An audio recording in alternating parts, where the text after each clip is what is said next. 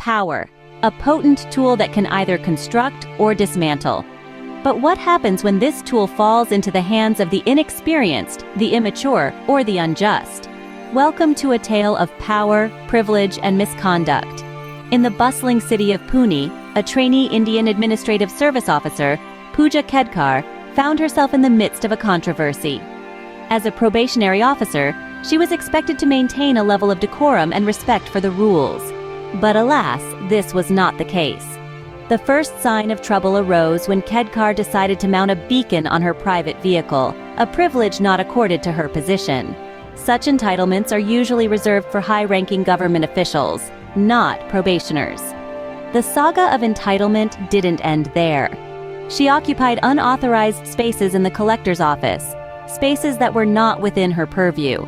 Her demands didn't just border on the extravagant, they were outright VIP demands, far removed from the humility and restraint expected from a public servant. But where did these audacious demands stem from?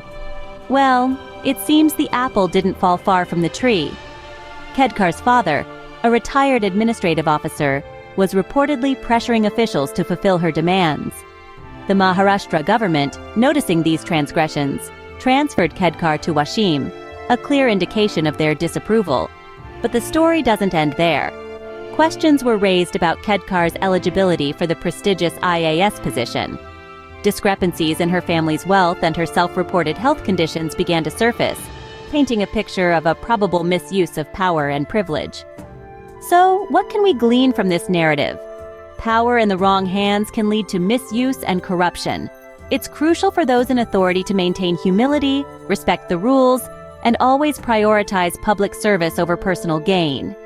Remember, a beacon on a car isn't just a beacon. It's a symbol of power and responsibility. When misused, it becomes a glaring sign of privilege and entitlement.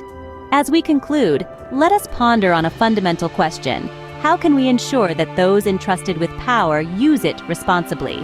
The answer, perhaps, lies in a system that scrutinizes, checks, and balances the conduct of those in power. Thank you for joining us on this journey through the corridors of power. Until next time, stay informed, stay vigilant.